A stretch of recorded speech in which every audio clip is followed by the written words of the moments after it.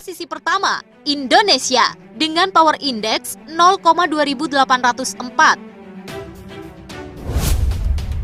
Global Firepower mengakui jika Republik Indonesia menduduki peringkat ke-15 di dunia soal kekuatan militer. Dengan populasi lebih dari 200 juta jiwa, Indonesia dianggap cukup kuat, Kak, jika harus menghadapi situasi yang darurat. Mengingat 100 juta lebih termasuk dalam kategori mampu mengangkat senjata dalam perang. Padahal jumlah personil aktif tentaranya hanya 4.000 orang saja loh. Sementara soal angkatan udara, negara kita berada di posisi ke-30 di dunia. Angkatan Darat Indonesia memiliki 315 unit tank, kendaraan perang sejumlah 1.300 unit, 497 artileri, dan juga 36 proyektor roket. Mengingat Indonesia adalah negeri maritim, tak heran ya Kak, jika Indonesia memiliki 8 fregat, 24 corvettes, 139 kapal patroli, serta 11 perangkat peledak mine. Kapasitas militer Indonesia dalam kancah global menduduki peringkat ke-15 di dunia loh Kak. Menurut GFP, Indonesia berada persis di bawah Iran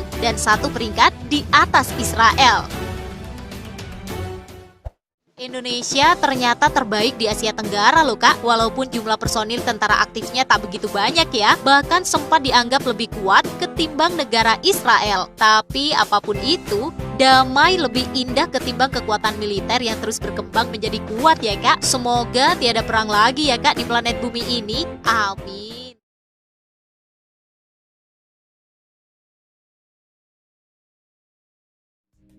Kali ini kita akan membahas alasan Israel yang kecil bisa jadi negara militer adidaya.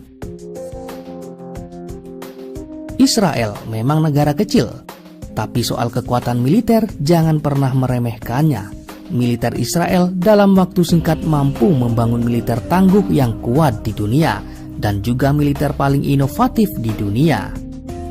Israel berada di garis depan teknologi pertahanan rudal, entah itu Arrow atau Iron Dome yang banyak dikenal orang itu. Israel adalah pemimpin dunia dalam teknologi pesawat tak berawak. Mereka membangun tank sendiri dan memimpin dalam perang cyber. Kok bisa Israel begitu adidaya dalam militer? Salah satu alasan mengapa Israel bisa sejauh ini adalah untuk bertahan hidup. Dengan apa? Dengan otak mereka. Ya, otak Yahudi terkenal sangat cerdas, mengungguli segala bangsa. Ini adalah salah satu sumber daya yang dimiliki Israel. Ketika menerima agresi atau ancaman dari musuh, mereka tak punya pilihan lain selain menggunakan otak untuk berinovasi. Dan Israel melakukannya. Contoh kasus sistem pertahanan misilnya, hingga tidak ada yang mampu menembus pertahanannya. Israel yang kecil mampu jadi negara militer yang adidaya. Dengan berinovasi menggunakan otak itulah Israel muncul dengan Arrow yang dapat mencegat rudal balistik. Mereka juga menciptakan David Sling yang dapat mencegat rudal jarak menengah. Belum lagi Iron Dome yang terbukti mencegat lebih dari 85% dari jalur Gaza. Israel telah mengembangkan teknologi luar biasa ini yang masih sangat rahasia untuk dapat mendeteksi terowongan yang digali Hamas di bawah perbatasan antara Israel dan jalur Gaza. Itu adalah sebuah teknologi yang tak ada di tempat lain di dunia. Meskipun begitu, tidak semua kekuatan Israel berasal dari produk berteknologi tinggi. Ini juga termasuk orang-orangnya dan terutama penciptaan budaya bebas oleh tentaranya. Budaya bebas dalam militer Israel maksudnya adalah bahwa pangkat tidak memiliki arti di antara prajurit. Hal ini memungkinkan kepala staf untuk berbicara dengan prajurit yang biasa dan dapat berbicara tentang berbagai hal dan kapan mereka bisa berbicara tentang hal-hal untuk berinovasi.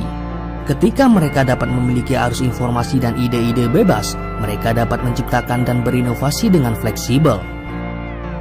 Ini sesuai janji Allah dalam Al-Quran yang ditujukan untuk kaum Israel.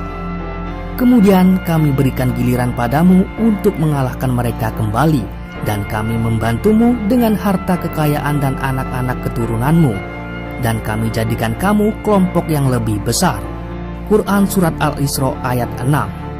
Ya, saat ini Israel menjadi negara besar sesuai janji Allah dengan segala kesombongan dan kepongahan. Setelah mereka beberapa kali mengalami kekalahan dan tercerai-berai ke segala penjuru bangsa. Maha benar Allah yang menunjukkan kepada kita saat ini kebesaran dan keagungannya dengan mengukir kemenangan bangsa Yahudi atas kaum muslimin. bangsa Yahudi berhasil membalas sakit hatinya dengan menduduki kembali negeri-negeri Syam dan Palestina, serta mengalahkan pengaruh kaum muslimin di wilayah itu. Kebenaran ayat ini juga tak perlu disangsikan lagi. Dengan melimpahnya bantuan ekonomi maupun politik terhadap bangsa Yahudi Israel, serta dengan mengalir derasnya arus imigran pengungsi Yahudi dari segala penjuru dunia ke bumi Palestina tanpa bisa dicegah lagi oleh kaum muslimin. Kekuatan ekonomi dan militer barat hampir seluruhnya berdiri di belakang Yahudi sebagai konsekuensi bagi mereka yang telah melahirkan negara Israel sepihak pada tahun 1948. Dan benar saja, Israel menjadi negara kecil adidaya yang hampir mustahil dikalahkan. Kalaupun Israel kalah, itu artinya dunia ini kiamat. Ya, hanya umat muslim yang bisa mengalahkan Israel. Memang kaum muslimin saat ini memiliki bilangan jumlah yang teramat besar, tetapi mereka diibaratkan bagai buih di lautan yang mudah terombang-ambing oleh derasnya arus gelombang. Demikian video kali ini, mudah-mudahan bermanfaat. Like kalau kalian suka ulasan ini, subscribe kalau kalian suka channel ini. Terima kasih sudah menonton dan sampai jumpa.